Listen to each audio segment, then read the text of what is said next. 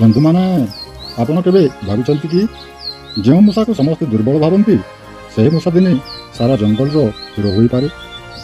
ଆଜିର କାହାଣୀରେ ଜଙ୍ଗଲର ସବୁଠୁ ବଡ଼ ପଶୁମାନେ ହାର ମାନିଦେବେ, କିନ୍ତୁ ଜଣେ ଛୋଟ ମୂଷା ଦେଖାଇଦେବ ସାହସ କାହାକୁ କୁହାଯାଏ।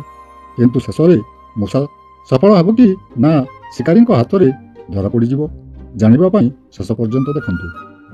ସକାଳ ହୋଇଛି, ଜଙ୍ଗଲର ପଶୁମାନେ ପାଣି ପିଇବା ପାଇଁ ନଦୀ କୂଳକୁ ଯାଉଛନ୍ତି। ହଠାତ୍ ଧଡ଼ମ୍, ଏକ ବଡ଼ ଲୁହାର ଫାନ୍ଦ ବନ୍ଦ ହୋଇଯାଏ। ଏହା କ'ଣ ହେଲା? ମୋର ତ ହୃଦୟ ବାହାରି ଆସିଲା। ମାଙ୍କଡ଼ ଗଛ ଉପରୁ ଦେଖି କହିଲା, ହେଇ, ଏଠାରେ ତ ସବୁଆଡ଼େ ବଡ଼ ବଡ଼ ଫାନ୍ଦ। କିଛି ସମୟ ପରେ ସିଂହ ରାଜା, ହାତୀ, ବାଘ ଆସି ପହଞ୍ଚିଲେ। ଏହା ନିଶ୍ଚୟ ଶିକାରୀମାନଙ୍କର କାମ। ଏବେ ଆମେ ପାଣି ପିଇବାକୁ ଯାଇପାରିବୁ ନାହିଁ। ଆଉ ପାଣି ନ ପିଇଲେ ଆମେ ବଞ୍ଚିବୁ କିପରି? ସମସ୍ତେ ଚିନ୍ତାରେ ପଡ଼ିଗଲେ।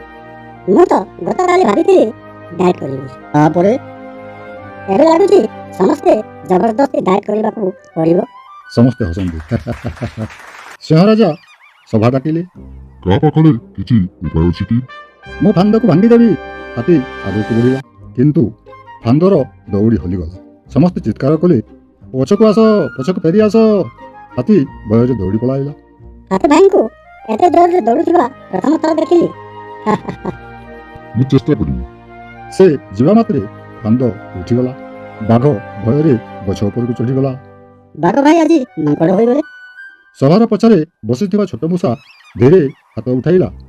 ରାଜମହାଶୟ, ମୁଁ ଚେଷ୍ଟା କରିପାରେ। ସମସ୍ତେ ହସିବାକୁ ଲାଗିଲେ। ତୁ ଫାନ୍ଦ ଭାଙ୍ଗିବୁ? ନା, ଫାନ୍ଦ ତୋତେ ଗିଳିଦେବ। ମୋ କାନଠାରୁ ତୁ ଛୋଟ। ସମସ୍ତେ ପୁଣି ହସିଲେ। ମୂଷା ଦୁଃଖିତ ହୋଇଗଲା। ତାପରେ ସିଂହ କହିଲେ, ହଠାତ୍ ଦେଖି କାହାକୁ ବିଚାର କରିବା ଠିକ୍ ନୁହେଁ। ମୂଷା, ତୁମେ ଦୁଜଣ କୁହ। ମୁଁ ଛୋଟ, ସେଇଥିପାଇଁ ଫାନ୍ଦ ତଳେ ଯାଇପାରିବି। ମୁଁ ଦୌଡ଼ି କାଟିଦେବି। ବହୁତ ଭଲ। ରାତି ହୋଇଗଲା। ମୂଷା ଏକା ଏକା ଫାନ୍ଦ ପାଖକୁ ଯାଉଛି। ହଠାତ୍ ସସ୍, ଏକ ବଡ଼ ସାପ ବାହାରିଲା। ଆଜିର ରାତ୍ରି ଭୋଜନ ମିଳିଗଲା। ଭୋଜନ? ହଁ, ତୁ। ମୋତେ ଖାଇଲେ ତୁମର ପେଟ ମଧ୍ୟ ଭରିବ ନାହିଁ, କିନ୍ତୁ ଟେଷ୍ଟ ଭଲ ହେବ। ମୂଷା ତୁରନ୍ତ ପାଖରେ ଥିବା ଗର୍ତ୍ତ ଭିତରକୁ ପଳାଇଗଲା। ସାପ ଧକ୍କା ଖାଇ ଗଛରେ ବାଜିଗଲା। ଧଡ଼ମ୍। ବାଏ ବାଏ ସାପ ଅଙ୍କଲ। ମୂଷା ଏବେ ଦୌଡ଼ି କାଟିବା ଆରମ୍ଭ କଲା। କୁଟ୍ କୁଟ୍ କୁଟ୍ କୁଟ୍। ପ୍ରଥମ ଫାନ୍ଦ ଭାଙ୍ଗିଗଲା। କୁଟ୍ କୁଟ୍। ଦ୍ୱିତୀୟ ଫାନ୍ଦ ଭାଙ୍ଗିଗଲା। ହଠାତ୍ ଶିକାରୀ, କିଏ ସେଠାରେ? ମୂଷା ଗଛପତ୍ର ତଳେ ଲୁଚିଗଲା। ମୋତେ କିଛି ସନ୍ଦେହ ହେଉଛି। ମୂଷା ଧୀରେ ଧୀରେ ତାଙ୍କ ଜୋତା ଉପରକୁ ଚଢ଼ିଗଲା। ଆରେ, ମୋ ପାଦରେ କ'ଣ? ମୂଷା ତାଙ୍କୁ କାମୁଡ଼ିଦେଲା। ମା। ସେ ଦୌଡ଼ି ପଳାଇଗଲା। ଏବେ ବାକି ରହିଛି ଶେଷ ଫାନ୍ଦ। ଏହା ସବୁଠୁ ବଡ଼ ଫାନ୍ଦ। ମୂଷା ନିଜ ଜୀବନକୁ ବାଜି ଲଗାଇ ଦୌଡ଼ି କାଟିବା ଆରମ୍ଭ କଲା। କୁଟ୍ କୁଟ୍ କୁଟ୍ କୁଟ୍। ହଠାତ୍ ଫାନ୍ଦ ହଲିବା ଆରମ୍ଭ କଲା। ନା, ଠିକ୍ ସେତେବେଳେ ଧଡ଼ମ୍, ସମସ୍ତ ଫାନ୍ଦ ଭାଙ୍ଗି ପଡ଼ିଲା। ଜଙ୍ଗଲ ମୁକ୍ତ ହୋଇଗଲା। ଶିକାରୀମାନେ ଭୟରେ ପଳାଇଗଲେ। ପରଦିନ ସିଂହ ରାଜା ସଭା ଡାକିଲେ। ଆଜି ଜଙ୍ଗଲ ଜୀବନ୍ତ ଅଛି ଏହି ଛୋଟ ମୂଷା ପାଇଁ। ଆଜିଠାରୁ ମୂଷା ହେଉଛି ଜଙ୍ଗଲର ସୁରକ୍ଷା ମନ୍ତ୍ରୀ। ସମସ୍ତେ ତାଳି ବଜାଇଲେ। ଆଜିଠାରୁ ମୁଁ ମୂଷା ସାରଙ୍କ ଫ୍ୟାନ୍। ମୁଁ ମଧ୍ୟ।